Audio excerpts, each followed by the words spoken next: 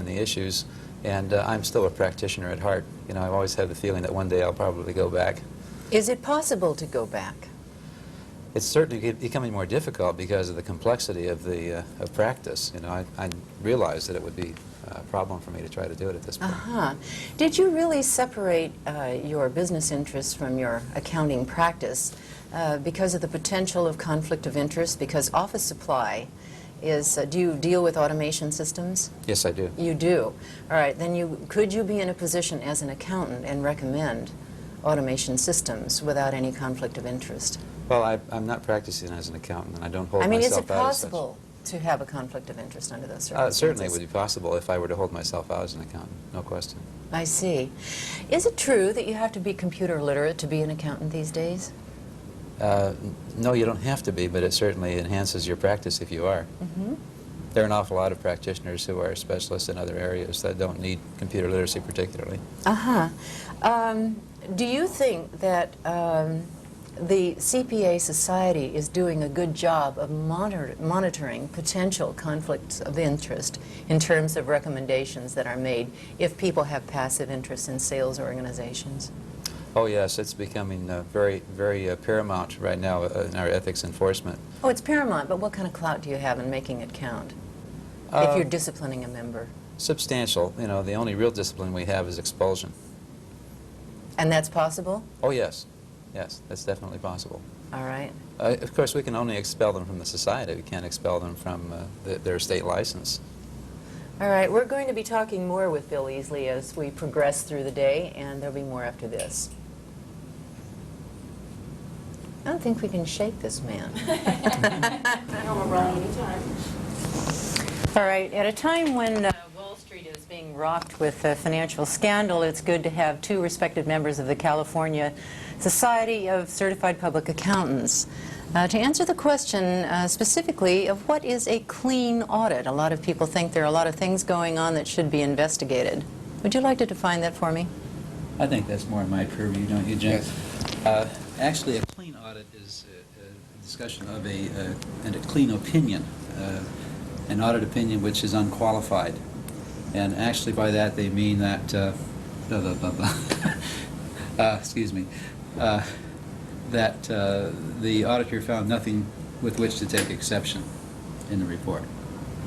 Would you concur with that? Yes. All right. So what has been... We're getting giddy. What has been happening then, that the accountants are clean, so to speak, with their clean opinions in the scandals that have happened, that there is no base of accusation for anyone that is back auditing the books. Is this correct? They have not been drawn into any of the scandals. Well, I think, go ahead. We're not doing this very well. I think that the... That's why we're here. What we are discussing is the difference between an audit failure and a business failure. Frequently, businesses fail even though at the time the audit was performed, they had a clean opinion. That can happen instantly because of changes of business conditions. For instance, the oil industry, the extractive industries are in all kinds of trouble, but not because the auditors didn't do a good job of examining their financial statements. Okay. What's happening to your industry as a result of merger mania that is going on with the corporations?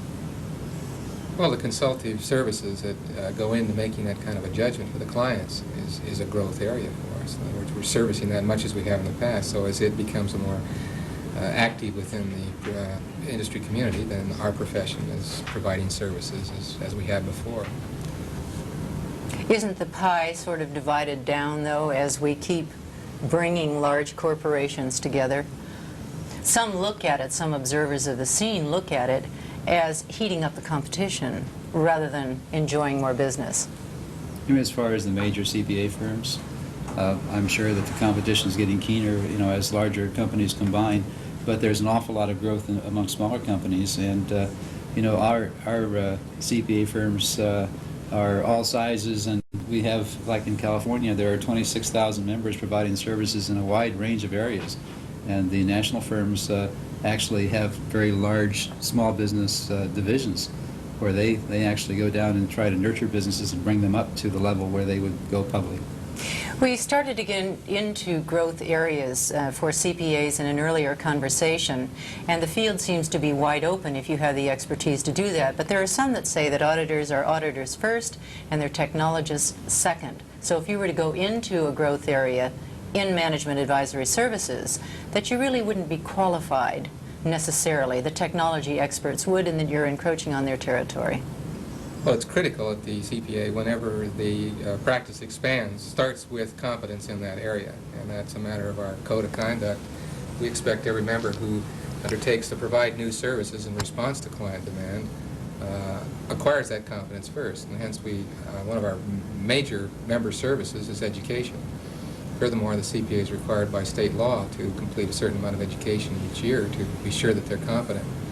So the expansion is in response to the client in the first place, and then second, I believe it's appropriate to expect that a CPA, particularly a member of the California Society, a CPA would be qualified to enter into whatever he's holding himself out for. In the final 30 seconds, what is so great about a CPA versus a tax lawyer or anybody else who might want to do an audit or be concerned with financial statements?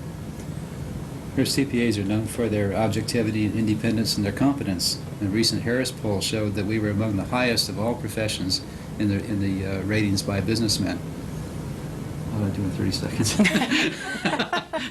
Well, that's good. I think you did it in 20. Thanks. I wouldn't have done it. Our summary statements are tough. Try to get, You got into it. You got the poll in. which is- Susan doesn't have to worry about her jewelry. When I'm on television, I do. I see. she hasn't had the training yet. Oh, I've had the training. I didn't know that this isn't going to be on television. All right, I'll be frank with you. I was asked to take over this at very short notice, and the best, but people were trying to learn about business and accounting and dealing with taxes and things like that. Recently, most of the letters I'm getting is that they're taking their tax forms to an accountant, and they'll take the same information to a CPA, and they're not getting the same kind of answers. It seems like the accountant is working harder to get them better returns, whereas the CPA is coming across with much more conservative information, doesn't seem to be applying as much time or interest to their work. And I'd like to know, is this a common problem? If it's a common problem, what is the solution? Susan, I haven't heard of that problem. If it is a problem, I think that what may be coming about is that within the last 5 years, we have had 4 major income tax acts that have been passed, and there's a great deal of confusion in the general public today about income tax law. I think by going to a certified public accountant, you're ensuring yourself that you are talking to a financial professional who has been educated in the income tax law and who is preparing that income tax return in a professional manner.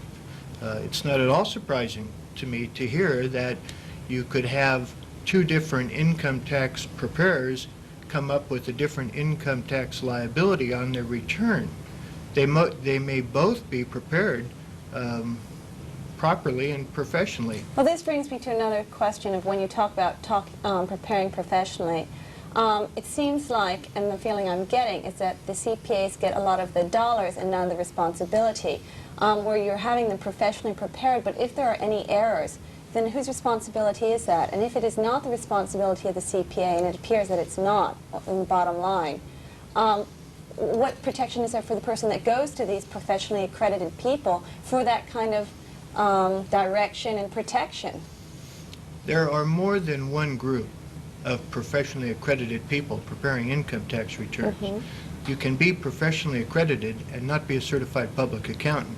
You can be, for example, an enrolled agent. All right, this brings me to the next question. Does someone who goes to an enrolled agent then have less protection than someone who goes to a CPA? For instance, if there is an audit failure, is the CPA going to assume more responsibility than an enrolled agent? Well, we're mixing up our terms here, Susan. Excuse me, Bill, I'm sorry. Would you like to take that? Well, I think the concept of audit failure really does not relate to failure of audit by the IRS.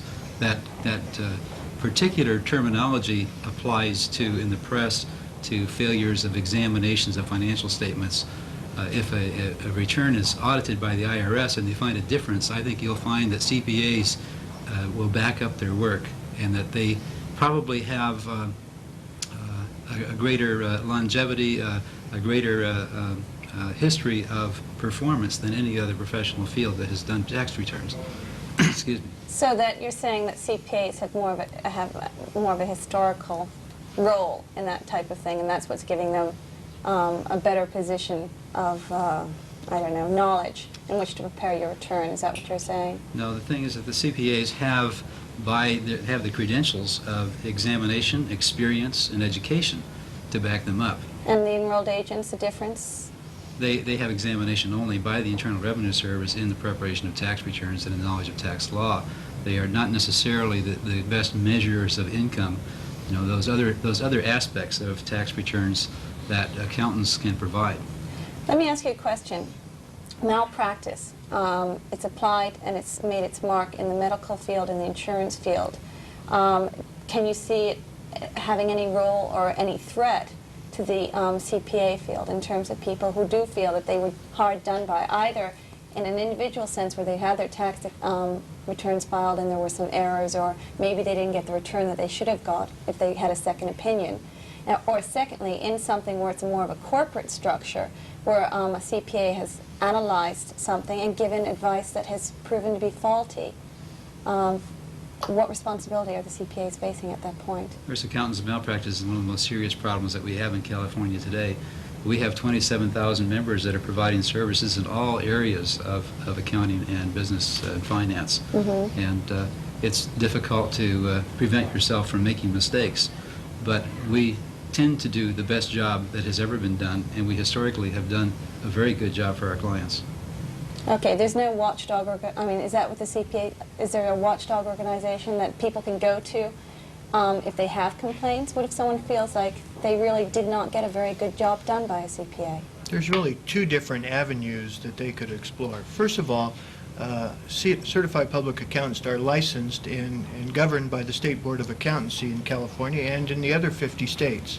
The State Board of Accountancy has a complaint-oriented system of investigation of complaints for any number of behavioral practices that consumers may choose to allege against a licensee. They could also contact the California Society of Certified Public Accountants. Our association is a voluntary association, as Bill has mentioned, 27,000 members strong, and we have a code of ethics that all members voluntarily ascribe to when they join the society. Are there any sort of penalties that this society can impose on a member? I mean, if there really has been a fair complaint, and as you say, not everyone is perfect and there are going to be errors and there are less competent CPAs, if there are less competent every other professional, what kind of teeth does your organization have for protecting people who get involved with CPAs who perhaps have fallen off the straight and narrow? We have a vehicle for turning over violators to the State Board of Accountancy if the violation happens to also be a violation of law. So the State Board of Accountancy is the licensing body that actually has So if the one ability to take does the person's something license away. illegal but not incompetent, there's really nothing you can do? No, there's a competence standard as well. Okay. Last thing, and I think it's a question that interests a lot of people today, this enrolled agent thing, and I'm sure that you've all been well versed in it. Is it vested interest that CPAs don't want enrolled agents to assume some of the responsibilities or the areas that CPAs currently seem to have a monopoly in? Or is there any rational answer except vested interest that you can argue? Well, it's certainly not vested interest. It's interesting because it's important to us as CPAs that the public understands what we're doing.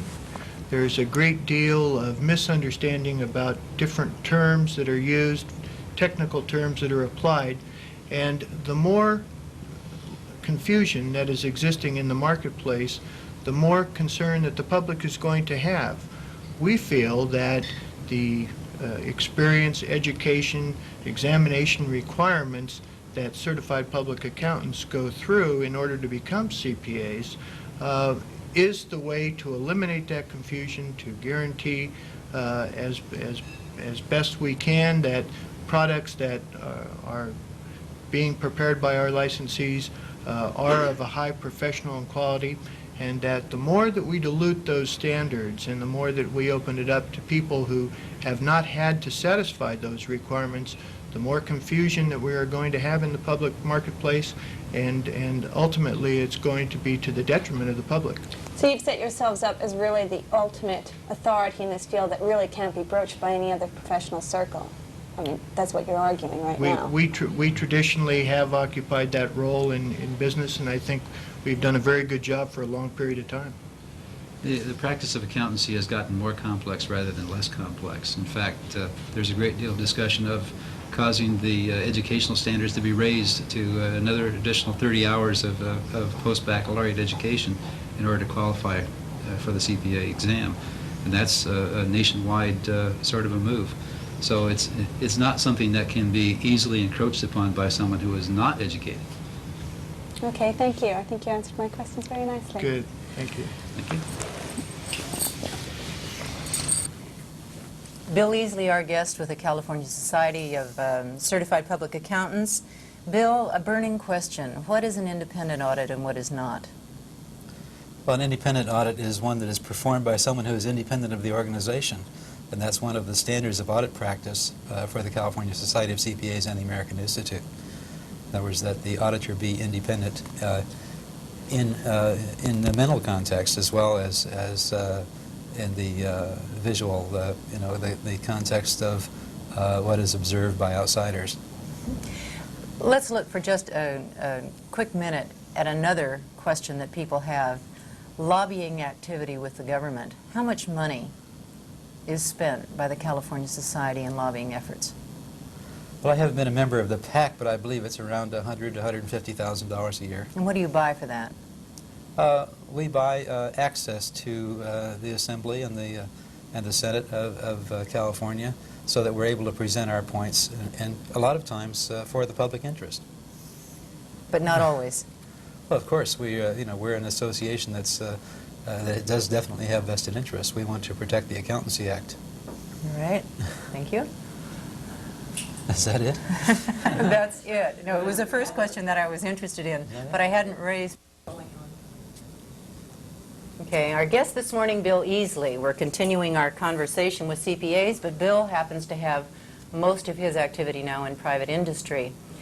And you're the ideal person to ask about a CPA in private industry, whether they really can keep their clients' best interests close to home while still maintaining the standards of a CPA. And the reason I bring this up, a case in point, was that the Wall Street Journal this morning had censored and indicted, the commission had censored and indicted a member of the Board of Securities for insider trading, so that this chief financial officer, and you are an executive officer in private industry, could never again take a supervisory position. That's a case of compromise. It does happen, and what is your comment on that? How can you safeguard it? Of course, CPAs who are in industry are not the same as those who are in public practice. In public practice, we pride ourselves with our integrity and objectivity. However, when you work for a person, you have to take up the colors of the company that you work for. Obviously, you cannot be objective and be a member of the staff or an officer of a company. You cannot be objective. Cannot. That's true.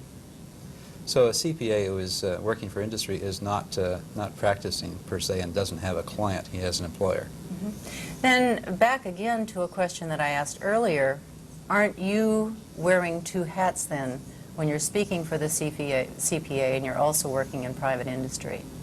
Well, not really, because I'm speaking as a member of a large association of 26,000 members, and as their president, I'm really not speaking for myself in industry. Okay. One of the questions that has come up that is a sensitive one to the CPAs is that, is it your job to sound the alarm when a company is on the brink of financial disaster? Now, that objectivity that you spoke of earlier that you cannot really have, how does that fit with that kind of sensitivity for the society? There's a terrible dilemma for a CPA who is giving an opinion on the financial position of a company. For instance, you can take Company A and Company B. Company A is a highly leveraged company in the same business as Company B, and Company B decides to change its position and become a more highly leveraged company. Now, when you examine that company, it looks poorer than it did last year as far as its financial position. But that doesn't necessarily mean you can blow the whistle and say this company is going to fail because it's now adopted the standards of some other company. That might be the trend, but only a financial analyst would see that trend. That's not our position. Well, where should solutions to these kinds of problems be found anyway?